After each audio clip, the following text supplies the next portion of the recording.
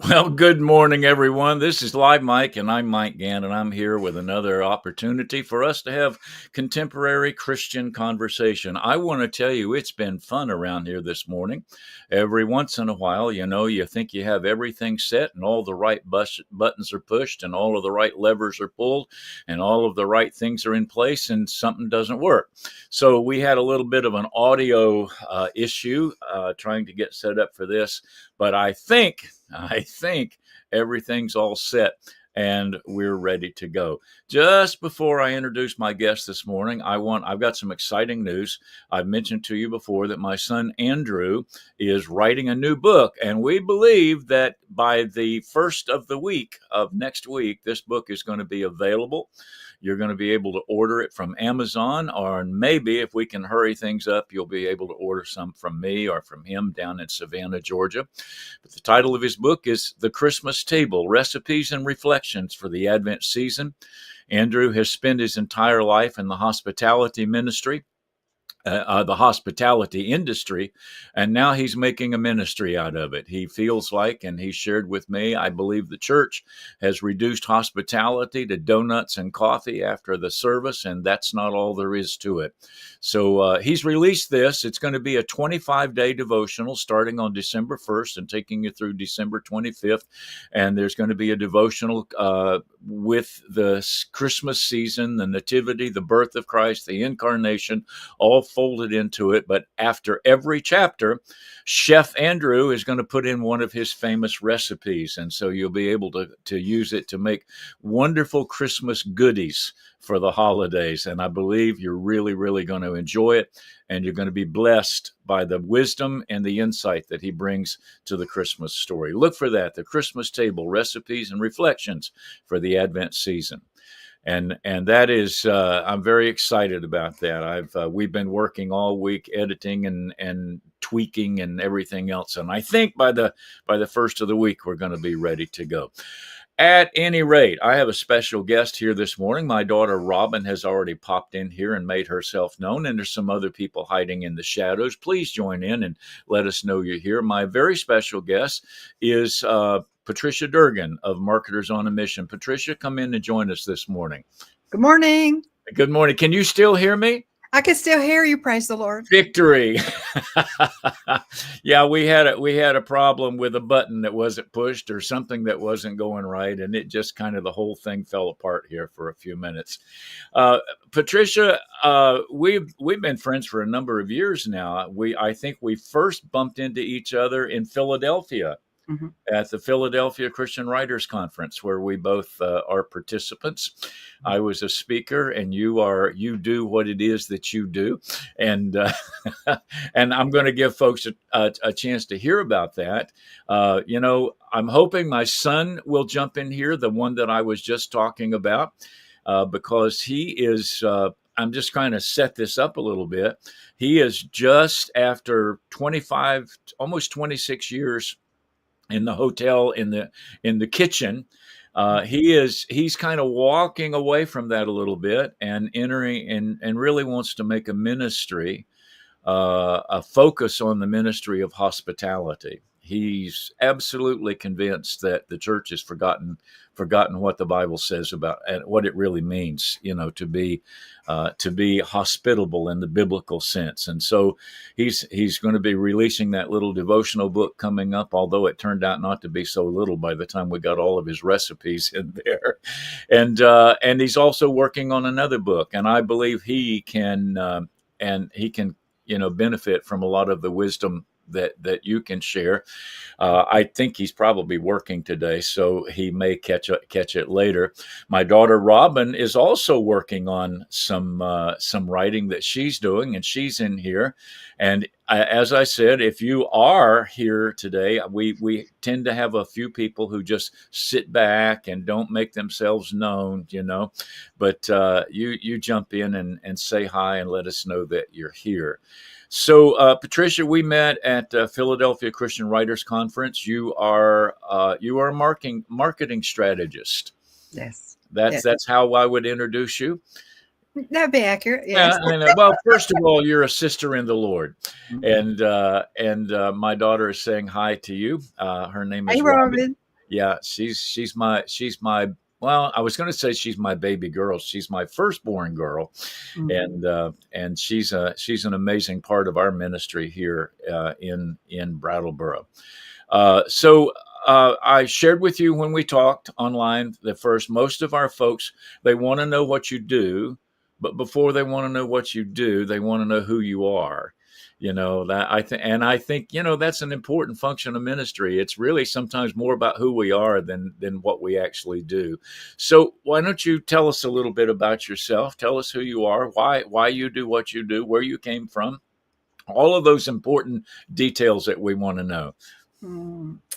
Thank you very much for having me, Michael. We've always had a good Mhm. relationship and Mhm. wonderful conversations, whether it's online or at the Mhm. conference, Marlene's Bagnall's conference that you just mentioned, no Mhm. matter where it is, because you're wise. So anybody just has to just listen and shake their head, nod, nod. Yeah. Well, thank you very much. There are some people who might dispute that, but we'll leave them out of the program today. Well, unlike Abraham Lincoln, I was not born in a log cabin. Mm, But I was born into a home that the family was abusive. mhm, And that was, the Lord delivered me from that. It was a process that we don't have to talk very much about that. But what I mhm, learned from living in an abusive home is that, and you'll know this too from your personal history, and other viewers will as well. You learn to recognize the other person's triggers mhm, and the patterns. They don't have to say anything. You can feel the tension building and then they mhm, explode or whatever their mhm. process is. So I'm a pattern girl. I had to be to keep my front teeth as a child. Okay. And then Yeah. as I got older and the Lord delivered me, I got married to a wonderful Christian man from a wonderful Christian family, and my life changed forever. Thank you, Lord Jesus. Mhm. Uh, but the patterns that he had taught me how to recognize and interpret. They came along with me when I started this ministry called Marketers on a Mission. Prior, Uh-huh. I had had a ministry that, I'm sorry I can't remember the name, is so long ago, but because of my background, I was able to have a ministry for probably 20 plus years for other people who were, particularly women, who were trying to escape or survive, maybe not necessarily in that order, abusive Mhm. families, Right. maybe a spouse, maybe a parent, what, fill in the blank. So the darkness, the dark topic, he released me from that, but the skills that he implanted in me in order to survive it myself and then help other people survive it and get away from it for 20 years, help them do that for about 20 years, then those skills have stayed with me and they just carried effortlessly, seamlessly over into marketing. I want to talk about that in a minute. All Okay. right. I really do. Maybe let's just talk about it right now. Okay. Because you just as soon as those words started coming out of your mouth, I recognized something that God taught me a long time ago, and it has to do with the same idea. We look at all of the people that God used in the Bible. I've taught for years that nobody that God ever uses uh, escapes going to the wilderness. It's true. Joseph, Moses, Jesus, they all go through I mean, even Paul, even the Apostle Paul, spent time in the desert. They spent time in the wilderness. Uh, the one that I focused on was Joseph, who Mhm. was sold into slavery by his brothers, ended up in the palace of Pharaoh, literally saving the entire region from the ravages of famine. Mhm. And I've always loved his story. Mhm. But one of the things that I saw pretty quickly was all of the skills Joseph amassed to be able to do what he was able to do in Egypt were learned on the journey from Canaan to Israel. Potiphar's house, where he learned to manage a farm, manage a plantation, manage granaries, and all of Yeah, those things. yeah. All of those things built into him skills. You use the word skills. You develop skills to survive, Yes. and they involved recognizing patterns, and of course recognizing patterns is a very important thing in terms of marketing and those types of things. Mhm. So I think I don't want to get too deep into the weeds here before I say to people, you may be going through a difficult time, you may be in an abusive relationship, you may be going through a wilderness of your own. uh, take time to learn from that, because as a believer, at some point in the future, you're going to be able to use what you've learned to Yes. help somebody else. Yeah, And I it will think. benefit you and the other party, and Mhm. the abuser will be out of the picture physically, mentally, emotionally, or in some way, or in all those ways, Right, spiritually. right. Hmm. That's right. And then you can go on and help others with the skills that you've learned through that. Now we have Robin Dayton in here this morning. Who's good morning, Robin? You're watching from Florida, and Tanya Pimber. She And says she's Tanya, watching from Denver, and she's a big fan of Patricia Durgin, so she's in here she's, this morning. she's And wonderful. and you're up early. If you're in Denver watching, and you're up early, Tanya, good to have you in here with us. Okay, I interrupted you, Patricia, but I didn't want to miss that opportunity to say to folks that we learn during our struggles the skills that we need to help others survive from theirs. Okay, Yes. continue. He's, he's such a good planner. He Yeah. prepares us without us even realizing we're being prepared for something. As Hmm. we get older and we obey him for, excuse me, longer, and we have Hmm. relationship deepens, then we start to, for me, again, patterns. Started picking up on patterns. So he was for me. I'd never met anybody who was for me. Hmm. And he was. And the people that I serve now are Christian writers and speakers, and they have doubts and fears and fill in the Hmm. blank just like anybody else does. In addition to that, while that's happening in one part of their life, then they are creating a message. It might be written, it might be spoken, but it's a message of deliverance. And it might be packaged in a book that they write, or a presentation that they deliver on tennis. I mean, Yeah. it can be anything, any topic, any person, any issue. And the Hmm. Lord can weave it all together and make it into a message that will touch their heart. And as He wills it and they allow Him to, He can change their life. Amen. That's right. Yeah. And I get to help people shape their message as a writer or a speaker so that they can get, their reader can get the most value, or their audience can get Hmm. the most value out of the message that God has gifted them to Right. deliver. Because it's not our message, it's His message coming through uh, our voice, our fingertips. Hmm. He gets Yeah. the credit. He should always get the credit. He should always get credit. Well, I think here's something else. We talked a little bit yesterday. I think it was someday this week we talked.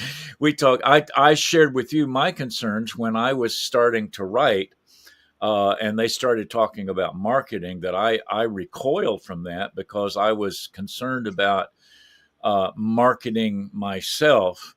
But you've just said something that I think is really really important, and that is that we want to be effective.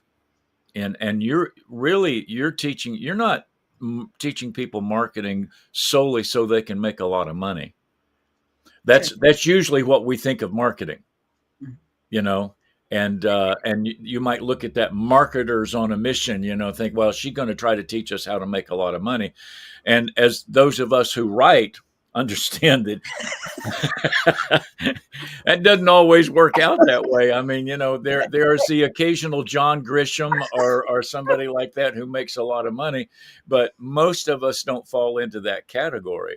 But what we do want to do is to be able to package our product, our book or our speaking or our online presentation or whatever. We want to be able to package it so that it actually has impact in somebody's life. Yes, and that's the purpose of Him gifting us the message, and Mhm. gifting us the experiences, the bad, the sad, the wonderful. He Yeah. allows us to go through those experiences, and in some cases sets that stage so that we will. We Mm. might choose to say, "Well, that's uncomfortable. I don't want to open that door." And He's like, "Come on, babe. Come on, I'm gonna be with you now." Yeah, go ahead and open it. Yeah. Yeah, Yeah. yeah. Yeah. And so, for us to, any Christian writer or any Christian speaker, when I've met so many that feel that marketing has a bad reputation. They Yeah. feel that it is unchristlike, which interprets to be, if I'm a Christian, I cannot market and be a Christian. And I'm here to tell you today that marketing is part of God's call on your life if He has Mhm. gifted you with a message to deliver. Yeah. Yeah. Boom. Yeah. Well, I that was my holdup. That was my holdup, and I didn't. Well, I spent so much of my early life, I explained that to you, trying to prove to people that they were wrong about me, and then which meant that I did an awful lot of marketing, but it was for the wrong. It had the wrong motivation, Mhm. and I was reticent to get back into that kind of concept because I thought, well, I broke myself of that. I don't want to jump Mhm. back into it. But boy, this is such important stuff that God has used the experiences of our life to shape us and to mold us and to teach us some things. I think of Moses leading the people of God out of Egypt into the wilderness that God had sent him to live in for 40 years before he tried to do that trek. I mean, it must have been hard enough to live out there by himself, Mhm. much less to take, millions of people on that trek. So God fired him, tempered him in the furnace before he released him to do that work. And sometimes we think it comes free and easy, and it doesn't. Ah, The person who's ministering to you has paid a price for that ministry. that's true. That's true. That's a lot of wisdom right there. And that's a Hmm. short sentence and it's got a bunch of power attached to Hmm. it. Yeah. Very, very wise. A lot of the people that when I thought the same thing when I came into the marketing field, it Hmm. was, icky. I didn't want Yeah. to be that person. Hmm. I didn't want to be the shouter on the television in the yellow chicken suit. Come on down, I'll give you a deal on a car. You remember them, but not for the right reasons. Yeah. Yeah. Um, Now, my there's goal, nothing wrong in dressing up a chicken and as a chicken and getting people into your chicken restaurant, but I understand what you're saying. That's completely commendable work. my goal is to help my audience first. First, people are audience members Mhm. because we're strangers before that. They don't know Right. me, and vice versa. So then they come in, they get on my email list, or they watch a program like what we're doing right now. Mhm. But I, he has helped me help them to see that marketing can be your partner. It doesn't have to be your enemy. And you can Right. still have your faith. It actually increases your faith because you're taking a chance on something and you don't know how it's going to work out, but you're following him. So, somehow it's all going to be okay. Yeah. Your Yeah. reputation will be protected. He will show you, he will give you opportunities to make connections. There's But if we don't follow him into that new territory that's often frightening because it's got a big, ugly sign that says marketing is for evil people, Yeah. we Right. have to take that down out of our psyche. Mhm. And Mhm. it can be for Christians and help them succeed financially is wonderful. But also, most of the people that I know, all the Christian writers and speakers I know, and I've been blessed to know a lot, um, they don't do it for the money, even though we appreciate the money. They do it to help change people's lives, Right. Right. like Right. any other pastor or any other Right. ministry. And a lot of people are writing out of their pain, and that's a tremendous sacrifice. Yes.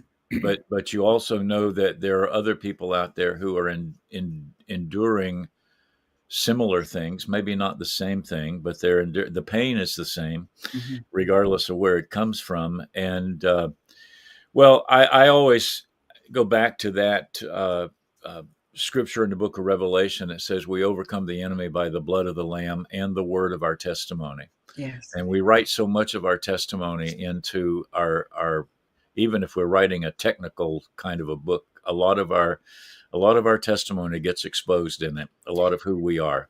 And it shouldn't it? No Yes, matter it what should. if we're at the grocery store or the football game or Hmm. at church, wherever our environment is, Hmm. um, people should be able to, let me say this differently. We should present ourselves and him in such a way that people want to know more. Right, right, right, right. I know Robin just made a comment, and I think it's a lot of us. She says, "I'm currently writing something out of my pain," and I think the last part of that's the most important part. it's the hardest thing I've ever done. It's the hardest thing I've ever This worked it will be probably the most worthwhile thing on. also. Yeah, yeah. And I don't say that from a position of being trite. I've Yeah, walked the walk and the Lord delivered me.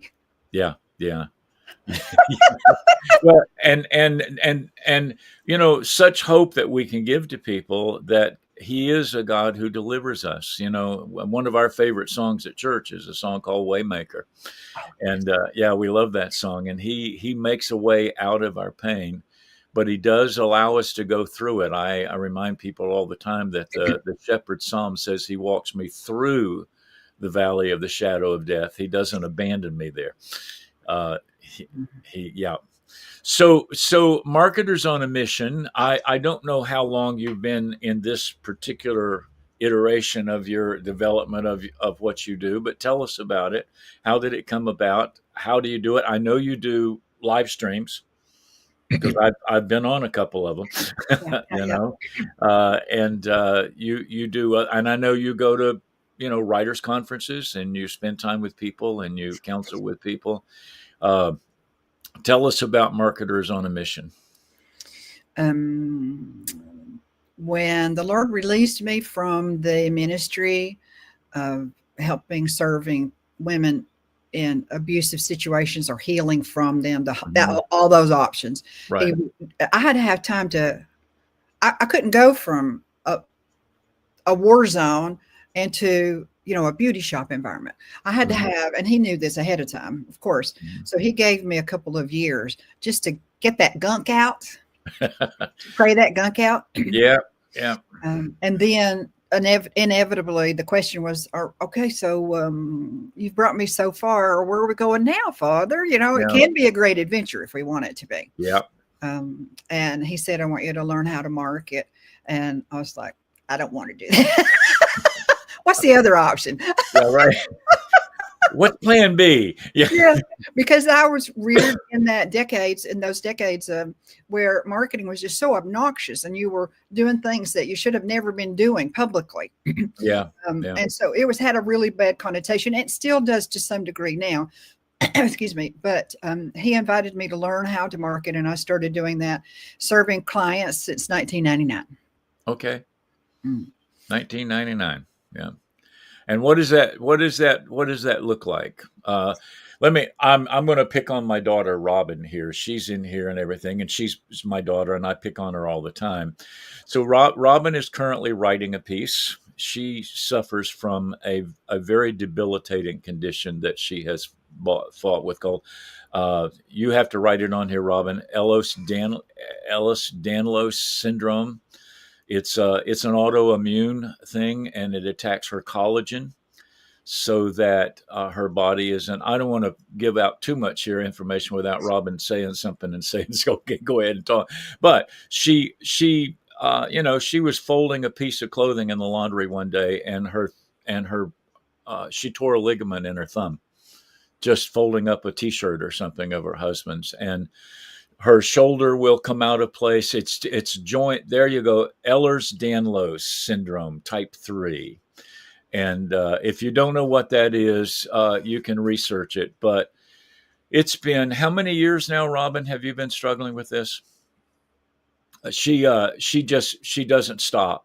She runs our food pantry in our church, and she manages all of this a massive outreach to our community with food, and some days I know that she is just simply working through the pain, Mm-hmm. and she's writing about it, and it's difficult. I know. One time I was writing, Marlene asked me in Colorado one time to do a workshop on writing out of a broken heart, Mm.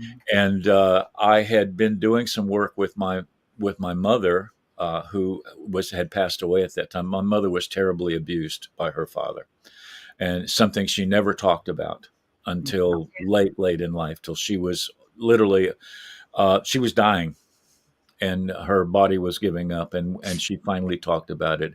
And I had written some essays I had written some essays about it, that stuff that she had revealed to me. Uh-huh. And I thought one of the things that I would do, I don't know, the Lord prompted me to do it, is I would read one of those essays Uh-huh. as part of that workshop. Mm-hmm. And I started reading, and about 5 minutes into it, I completely came apart. Mm-hmm. I literally, I think for the first time, I mean, my mom was dead, but for the first time, I understood what she suffered, It's and hard. It's it very hard. absolutely broke me into. It just shattered me into And pieces. then what do you do with that? Now, so this Yeah, deep, deep wound has just surfaced, and what do you mhm, do with that? Only God can help us that's right. Well, redeem. it was at that point that I really I was able to really use that experience and posthumously speak for my mom Mm-hmm. what Mm-hmm. she was never able to do herself. And I've done it even with great difficulty. Robin says she was born with it. We know that it's hereditary. It's something you're born with. Mm. But she's been dealing with it for 16 years. I'm so sorry, so Yeah, sorry. It refines our testimony, but sometimes we just like our testimony to be left alone and not refined. Let's just let me feel better. And I yeah, love that we can just talk to him about that. That yeah. that doesn't shock him. He's not disappointed in us. No, no, he wants us to talk with him about it. And Robin does, and she talks with others, and she is such. Robin has such a minister's heart, Mm. and she ministers to struggling people. She knows all of our street people and our homeless people and our folks who come in. They're going through a different pain than hers, but they're going through pain, and she gets it. Mm-hmm. She gets it. And I think that's one of the things, it was Paul who said, Paul said, I had this messenger of Satan, this thorn in the flesh. And I asked God 3 times, take it away from me. Mm-hmm. And the Lord basically said to him, no, I'm going to leave that with you. It's going to remind you, it will cause you to depend. I will give you the grace to deal with it, but I'm not going to remove it. I don't think a lot of people understand, Patricia, those people that minister most effectively to them. They have no clue. They look perfect. They look like they're living the ideal life. They look like everything is going great. And you never know the personal struggle. You never know the nights they cry themselves to sleep. You never know the times when they feel like giving up. And Robin says, remembering our pain reminds us of the goodness of God. Yes. That's a Yes. that's a powerful thing. Yes. But I so basically that's one of the things you're helping people to do is to learn how to package that up and use it effectively. Yes, because it's a holy message and he wants it to get out. He certainly can Mhm, do it without our help, but he allows us, he invites us to participate in the process of mhm, speaking or writing, whether it's our message or after our story or after we're healed, if we are mhm, from the angst. We may not be right, healed from the physical situation or the marriage, a poor marriage relationship, whatever the thing is. mhm, But we can have a great relationship and thrive in that if the only person we know is Jesus. yeah, yeah, And everybody knows that, but not everybody gets to experience it for lots of different reasons. And it's mhm, rarely their fault. It mhm, just doesn't, that's too mhm, deep for us today. yeah, I don't want to be known. I've not marketed myself as an abuse survivor. That's not my story anymore. It right, hasn't been my mhm, story for decades. But I also, it's very important when it's appropriate to share it because then you become three-dimensional. yeah, yeah, You're not a photograph anymore. Oh, mhm, she or he has really suffered or gone through this thing that I'm going through, or fill in the blank with what would work. He puts us, mhm, I've seen this so many times. It gives us a story of our own based upon what we have learned through him in our personal relationship. And then he wants us to share it. And a lot of people, what's particularly new writers and speakers, they don't like, well, I don't know who my audience is. Okay, but if you don't know who your audience is, how can you write a book? How can you deliver a presentation? You don't know who you're talking to. You're mhm, building your house upon the sand. So part of my ministry slash business is to help people understand who their audience is so well that they can then shape their social media posts, their content for their book, their articles, fill in the blank, to that particular group of people, knowing that that's the group that Christ created us to serve. So it's okay Right. we're exclusive to them, that our message only fits them and their situation. Only Jesus can speak to everybody in the world. Yeah. He and he has prepared us with the message, and then he prepares them to discover us in some way, and the two merge together, and he's glorified because their life has changed, and he's generally using us, but not like people use us, Yeah. but Yeah. he allows us to serve him by serving Mhm. others. You know, And that's what I teach people how to do, and the mindset that sometimes needs to be mhm. altered a little bit, so that they do see marketing as a useful tool, and that it's okay if Christians use it. Yeah. Yeah. I was just thinking, I did a men's conference on Saturday, and one of the books that I offered on my book table is a book called Makutano, which is I wrote about my experiences in ministry in Africa. But the subtitle of the book really reveals what the book is about. The subtitle is uh, "Intersecting Lives to Write Lives that Intersect to Write God's Story." Mm-hmm. That I, over the years of my travel in Kenya and other places in Africa, my life intersected with so many other lives, and the stories that came out of that intersection of lives are the power are really the protagonist of the book is the stories that come out of my life and another person's life and a third person's life intersecting at a point, and out of that something marvelous grows. And I appreciate that you talk about the fact that you can't write to everybody, because if you do, you're going to be writing about stuff you don't know anything about.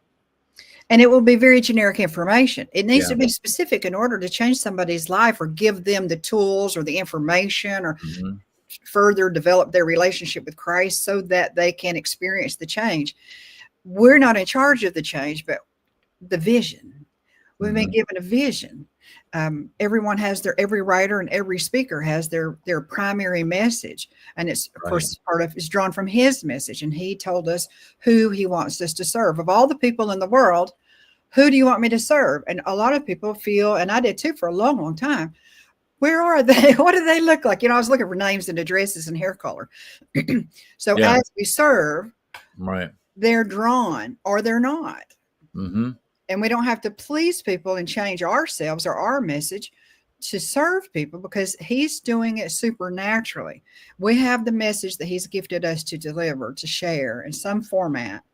And he Hmm. sees that they stumble upon our website or they watch a podcast that we're on or some way. We also want to do the other part of it, though, instead of just what he's doing, which is always going to be perfect and complete. We have a responsibility too, because if we don't get the message out, then that message won't go out. That's right. Yeah. Right.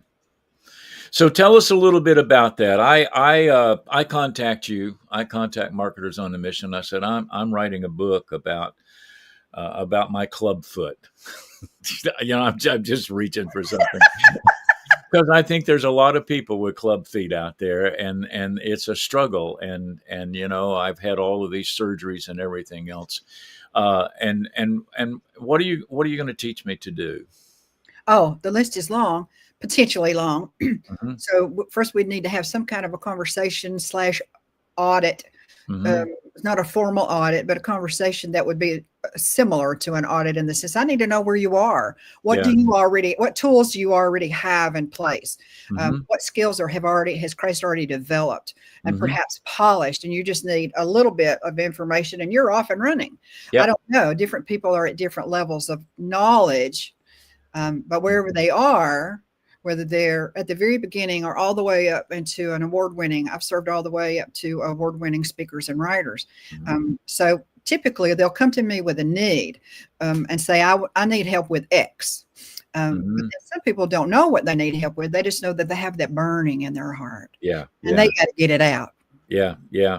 And if Yeah. You they are there in literally the raw beginner stage, do. Yeah. um, Right. but he has taught me how to serve them so that they can move forward and become more professional, package their message with a tagline. For a simple example, but a tagline is not simple. It's because you're No, taking everything you want to share in and 3 or 4 words. reducing it into 5 to 8 words. Like, Yeah. yeah, it's an exercise, but it's so worth it because the more we understand about who our audience is and how we would describe them and how we would explain how we help them, and if they read our book, buy our book, listen to our podcast, whatever the action is, then they'll know more about how to solve their own problems because some of the solutions will be packaged within our message to them. Yeah. So they're growing in clarity and simplicity, and power and in value because they know how to communicate to somebody they've never met before because supernaturally they already have a connection. They've experienced what we've experienced, and we are a little bit further ahead than they are. So we can say, this is how that worked for me. There's other things. That's not the only thing that we would say to them. But the books and the content, the blog posts and so forth, we have to get out in the public eye because the Holy Spirit sometimes brings somebody right off the street. But that hasn't happened to me in over 25 years. I've never met anybody like that. When my husband and I walk in the morning and in the evening in our neighborhood, nobody's ever come to me and said, I just think I want to learn how to market. I don't know how to do that. That's never happened. So we have to go to them. That's why podcasts are so valuable. Right. If your audience members have never been on a podcast, that's something I help people create podcast pitches, which is an email that is formulated for a specific podcast and the host of that specific podcast to help them see what we could bring to the table, not for our sake, but for their audience. How can we help a podcaster serve their audience? Yeah. Then they're going to be interested rather than, I see a lot of podcast pitches that are done very poorly. And, it all began in a log cabin, that kind of style. Immediately that podcast host is finished with that. He or she just deletes it because they are in motion. We need to be in motion to stay in step with them. If we are not in motion, if they're not just sitting around hoping that somebody named Patricia Durgin, whom they've never heard of perhaps, contacts them and says, I know that, with the attitude of, I know you want me to be a guest on your program. Okay, that's just not the way the world works within any environment. Let me tell you about it. I do that. I deal with that all the time. I've seen some real doozies, and you've probably seen more than I have. But it's amazing. And I've done a couple real doozies. We won't talk about that. No, we'll leave that out. How people are sincere and think that they're giving their best when they're actually repelling their words are actually repelling the very people that they want to interest. Right. Yeah. So I help people do that so that it does the job. The goal is met rather than, well, I just keep on sending those emails out. Okay, Bob, but it ain't going to happen. Oh my goodness. Okay. So we're going to develop a tagline. That's one of something what is that? Is that akin to a hook? It can be considered a hook. But on a website homepage, particularly, or on a business card or a signature on your emails, if you have a graphic, most people will add their logo, and the tagline would be 4 to 8 words situated in the logo so that both are considered one unit. Okay. One is visual, one is text. Right. So a tagline, again, is to reduce, because we all have so many stories of our own. We've heard all the other people's stories throughout our life. We have a heart because Christ gifted us with a message that is yearning to be set free into the world. And he's also assigned us to serve particular people, specific people. They're called our God-given, God-ordained audience. So where does all that take us? The tagline is supposed to encapsulate everything that we know in 4 to 8 words. So you can imagine that it's going to take some wrestling not wrestling, but wrestling. It's going to take some Wrestling. Yeah. take all of that and reduce it down to into a phrase that is not just a phrase, but that it means something to the other person reading it or seeing it on your business card or on your website homepage. Right. And so I help people do that. But most of, not, I think most would be accurate. Most of the skills that I teach, or the tools and the processes, they are, they're not a one and done. Yeah. They Yeah. can be. If somebody has a single question and it's really a single question, not with three additional pages of the Right. explanation. Yeah. Right. Yeah. You're familiar with that, I know. Yep. So these are processes to learn how to do something that you've never known how to do before. At first, you have to understand that you have to see the value of it and be willing to invest the time and or the money according to all the factors. But mostly, are you committed to sharing his message? And when we are committed to sharing his message, then not only will we do what needs to be done, but we'll do it with love and grace and a focus on him. And other people can see that. You're surrounded by people who do these things, Michael. Yeah. Yeah. You see it everywhere. There's no sign on our forehead, but spiritually, supernaturally, people know when we're a safe person to talk to or not. Yeah. Yeah. Yeah. It's interesting. I guess I want to kind of steer you toward the next thing I'm interested in. Now, Robin posted. She does a podcast called "Blooming in a Cage." And what a great title! Oh, it is. And her tagline is "A podcast for humans." And she has developed an amazing following, and it is such a it's. I mean, just that title and that tagline makes you want to listen to it. Yes. She's done a really, really good job on that. I love titles, so that's very intriguing. Good job. Yeah, good job, Robin. Blooming in a Cage, and she's she has some males who watch it, but it's mostly women. Mostly gals, and she spends a lot of time talking about the things that they're interested in, and they're where they're hurting and where they're struggling. She's found her audience, and she did it intuitively. I know, I don't think she called you. She knew what she wanted to say, and I think she knew who she wanted to say it to. And so.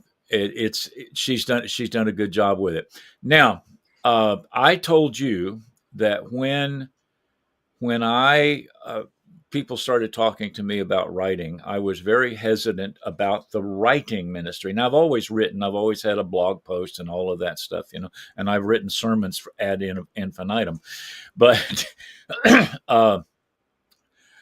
there were a lot of reasons that I resisted starting to write, and some of them were I just didn't feel like I had the discipline to do it. I not that I don't have discipline, but because of the other things I was doing, I didn't feel like I had the time to give the discipline to it. But you encounter somebody who feels like they've got a message, they feel like they've got something they want to share, but they don't feel capable. How do you help them? That is a very common description, particularly for new people, because we all, at whatever our level of development is, we have those times where we feel that way. But when you're at the beginning of it, or not yet, maybe you're beyond, you've got something going, but there's more and you don't know how to get there. What does that look like? What is that called? How do I get that? And once I have it, what do I do with it? Those are all fair questions. So I can help people. Most of my clients are not beginners, but that I still serve clients who are beginners on a regular basis. Yeah. And there are so many different avenues. So for me, the Holy Spirit, let me back up. I serve my clients on Zoom. So I meet them in lots of different places, but I serve them on Zoom. And that way I can see, the people, their faces and their gestures are so descriptive, and we reveal ourselves without even realizing it. Right. So everybody, not just a beginner, needs to be encouraged, and all the good stuff. But we start with a prayer. It's a God-directed conversation. So it's not, Okay, item number 27. We haven't covered that one yet. Let's go do that one, and then we'll get to Hmm. 28. Maybe if we need to, Hmm. we'll pull back to step number 22. No, Hmm. he directs us. We have a general idea where he wants us to go. We is me. Often the client will have a question or a skill they want to develop or fill in the blank. They'll have Hmm. something on their heart they want to discuss. Yeah. Excuse me. But so it's not a free will and let's just see how it goes. No, no, because he's a God of order. So he tells us where to go. We welcome him and invite him to participate and lead the conversation. Hmm. And of course he always does. So we go through that process, and then as the sessions usually last an hour, and we have a conversation back and forth as needed to set up the next session in Hmm. between sessions, so we know this is our last session only session, or do we want to buy a package of 3 or 5 or 10 sessions, hour-long sessions? Hmm. So we have that conversation in a private situation, Right. private setting. Then we just meet. We're prepared. I always have something that I feel that he has on, he wants me to talk about or bring up. It might Hmm. be a new topic. We might be going back to review what we talked about last week from a different perspective. We're just Yeah. exploring, particularly a new level, a beginner level. We're just exploring because there's a lot of questions that need to be answered, but there's not been anybody who is gifted enough to guide us through that process. So we're on our Right. own. We're just, on our own, doing the best we can. And he's proud of us because we're working. And Yeah. We're you know, doing something. our Yeah. heart's in the right place, and it's for his Mhm. glory. So there are processes. Yeah. To It's learn how to it's do anything, I'm sorry, excuse me. no. Go ahead. I. To learn how to do anything new, we have to know somebody who knows more about it than we do and Right. is hopefully pleasant and a good Hmm. teacher. Maybe a sense of humor would be Yeah. wonderful. Right. Yeah. Check Hmm. the little boxes. But if Hmm. we're not, it's the same way, excuse me, that we're doing with our readers, but we're doing it with them in a book format. Yeah. Yeah. We're Yeah. sharing what we know, what we have literally personally experienced. Hmm. There's research in there, and we do draw from other people's stories, and that's all completely fine. But the main focus is the message, and it's the same thing whether, pardon me, whether we're writing it in a book and sharing it, or on a podcast, sending it out, or in Hmm. a weekly email. Yeah. We have to open our minds, but usually our minds, when particularly at that beginner stage, we Hmm. want to absorb everything. If they're like me, I want to read every book, and I don't want to move to the second step until I've read every book. Yeah. And I have to. You mentioned discipline earlier. I have to, with your writing. I've had to let him say, "Let go, let go, Yeah. Yeah. step away." Yeah. Well, it's a fascinating thing. Of course, I think you know me well enough. I believe everybody who is a Christian has a ministry. Absolutely. Everybody who is a Christian has a ministry. It may not be a pulpit ministry. It may not be a music ministry. It may not, you may work, I mean, I just mentioned my son, Andrew, who's worked in a kitchen his whole life. And yet, even out of the experiences as he's gotten in the kitchen, he's discovered that he has a ministry, Good. Good. you know, and our ministry, of course, is to reflect Christ. Our ministry is to come alongside people who are hurting, who are lost, uh, who are in crisis, who are struggling, who are getting ready to give up. Those ministries are not done by pulpit ministries. Those are done by people who, you know, are out there in the middle of life. We share with our folks all the time. My son, who's our lead pastor now, you meet people we're never going to meet. Mm-hmm. Mm-hmm. You go into places we're probably never going to go into. There is a world out there that needs help, and the answer to their help is not inviting them to church. That's a great thing to do, but it's not just, our goal is not just to try to get everybody into church. It is to introduce them to Christ, and that becomes so whatever story one might have, that story needs to be told. And That he wants story, it to be told, doesn't and he? he wants it to.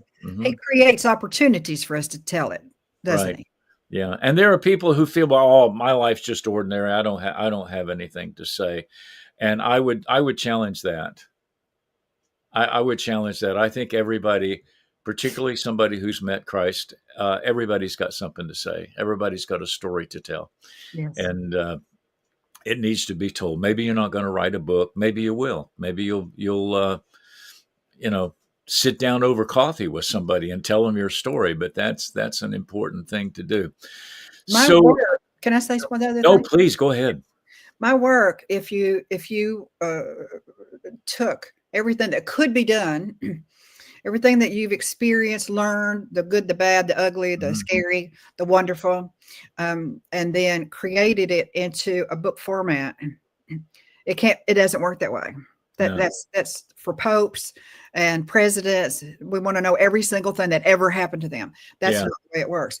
But also about marketing, let me twist this a little bit, segue to marketing needs to include for your message, whatever format it's in, no matter who you're delivering it to, 100,000 people, one person, it needs to include a transformation so that when that person finishes listening to us, if we're speaking or reading our book, their life mhm, is changed in a way that they can tell their internal experience with Jesus has changed because he invited us to share.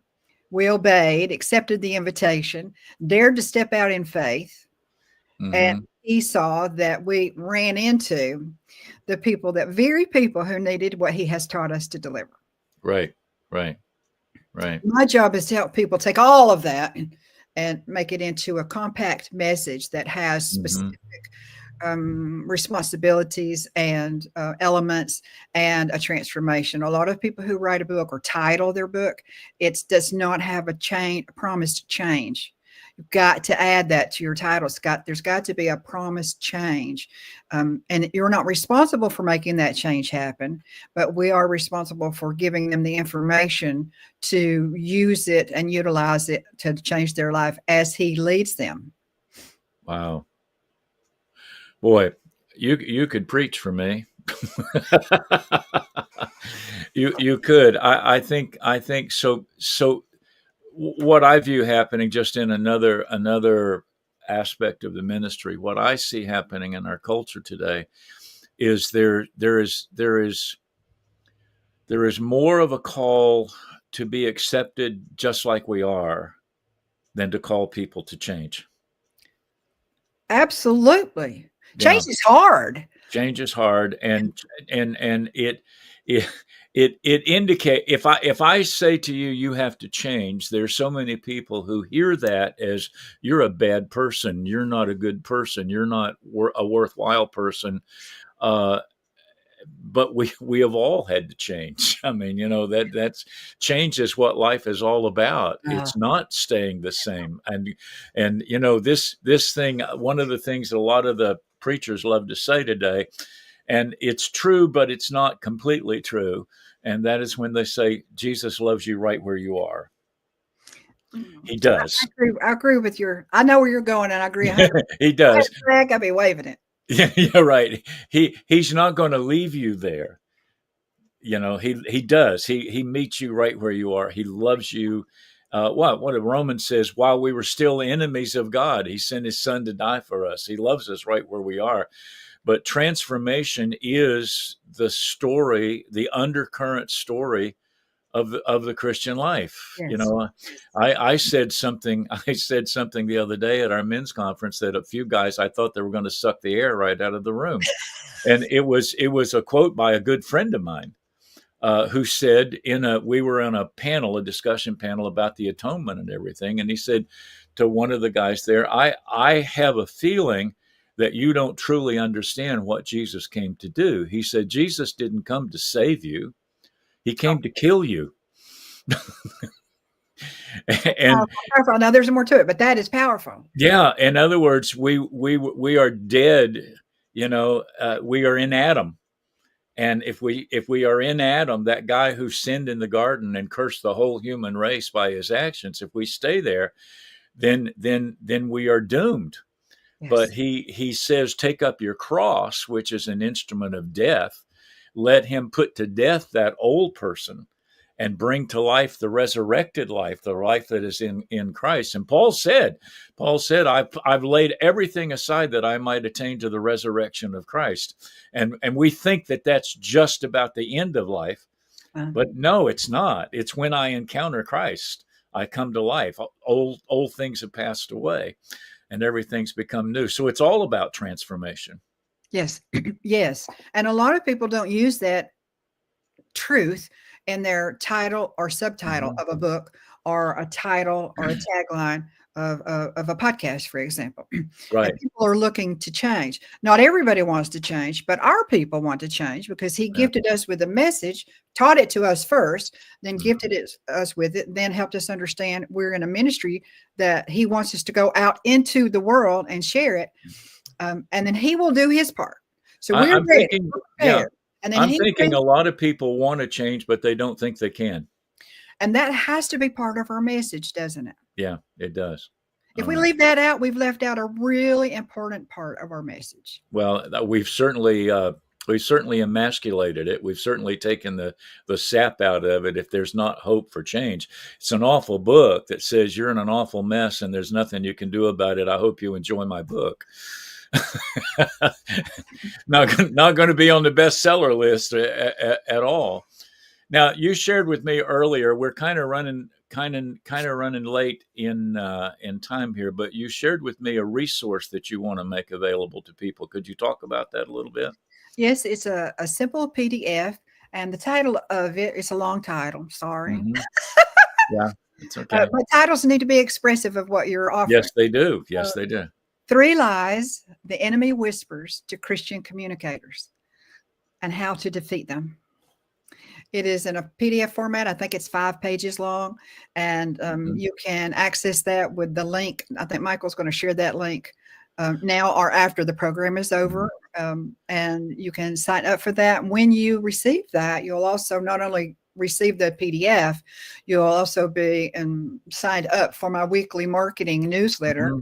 And you can unsubscribe at any time, but every Thursday morning at 8:30 Eastern, I release a newsletter that is for Christian writers and speakers, and help them some master or understand or see the value of or stay away from some element of marketing. Because again, without beating a dead horse, if he's given us a message, and he has, and if he wants us to deliver it, and he does, and if he's given us people who he has already sent them, and he's consistently sending people into our life, at the ballpark, at the grocery store, in church, on a podcast, Zoom conversation, he's doing all of that. He wants us to give them a promise. The promise is promised in his name. I can't control whether somebody changes or not. Right. Title and or the subtitle, or whichever is applicable, the tagline needs to be to add a promise, not just, well, you want to sit around and scrape your sores, Marv? No.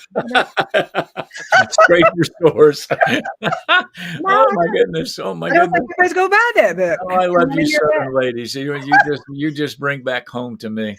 You just bring back home to me. Well, I tell you what we will do. I didn't put the access address up now because we tried it beforehand and it wasn't working. So when we get it working, I will do 2 things. When we assure that we have the right link that's going to take you to that, I will post it on the page that you're watching this on. If it's Facebook or YouTube or whatever, I will post it in the comments section so that you can go to it. And if you don't see it, send me a message and I'll get it to you. And I think that will be. And you also you have a social media page. You have a Facebook page, right? Marketers on a Mission. Yes. Okay. And Patricia Durgin, and the page is Marketers on a Mission. Yeah. Don't put your email in a social media post. Okay. Don't do that. Contact Michael. Yeah. Yeah, that's don't do that. But you can contact her and find out how you can get together. But I will, as soon as we have a working link, I'll post it and you can go to it and get that. I'm going to get it because I think I believe some lies along the way, and and I've been in communication for a couple of years. Um, but Patricia, thank you so much. This has been helpful to me. I know I knew what you did, but I didn't really understand the depth of it. And I really this is not just to help you sell your book thing. This is much deeper than that. And I think I understand it at a much deeper level than I had before. And I'm very appreciative of what you do. And I'm going to direct people your way when people. A matter of fact, my son sent me a message. He said, "I'm working now, but I'm going to watch it tonight." And because uh, Andrew ran. We've known his whole life that he had the call of God on his life, and he ran from it for many years. Mm. He said, I don't want anything to do with it. His favorite tagline is, "I know how the sausage is made." He said, I don't want to be involved in any kind of ministry. He said, I'm just going to cook, and that's going to be my ministry. But when God calls you, he doesn't stop pursuing you. Thank you, Father. And thank God for that, right? Thank God for that. And so Andrew has really stepped into something now that I believe he was all those 25 years in the kitchen have prepared him for Mm. in so many ways and so many other things. But thank you for your encouragement to people who may be. Thank you. It's just thank you for what you do. I think it's very, very important and something that we need to allow people to see. Share Absolutely. this before we sign off. I'm going to ask you to share this with your friends, particularly if you know people who are wanting to get into some kind of communication. Share this podcast with them so that they can see it and follow it, and they can get into maybe some help that will help them do what God's calling them to do. Mm. Patricia, I'm going to ask you to do me a favor. Sit right there for a minute. I'm going to come back to you in just a second after we go offline. All right? Thank you, Michael. I appreciate it. I appreciate you. I know. I Half know. years from the very first time we met, Yeah. appreciated you and value your message. You speak the truth. Yeah. I try. I really do. You do it. You do That's it. that's my heart. So I always want to be a truth speaker. You sit right there. I'll be back to you in just a couple of minutes. All right? That was my friend Patricia Durgin of Marketers on a Mission. This was a very impactful, I think, and a very insightful interview. I think that a lot of people can take a lot away from it and a lot of help. And I hope that if you are looking to write or to do a podcast or to do anything that involves communication, I hope if you need it or if you don't even think you need it, you'll get a hold of Patricia and see if she can help you develop your skills in ministry. I got to go. This is Live Mike. I'm Mike Gantt. I will see you on Thursday night, I hope, on Night Mike. All right. God bless. Bye-bye.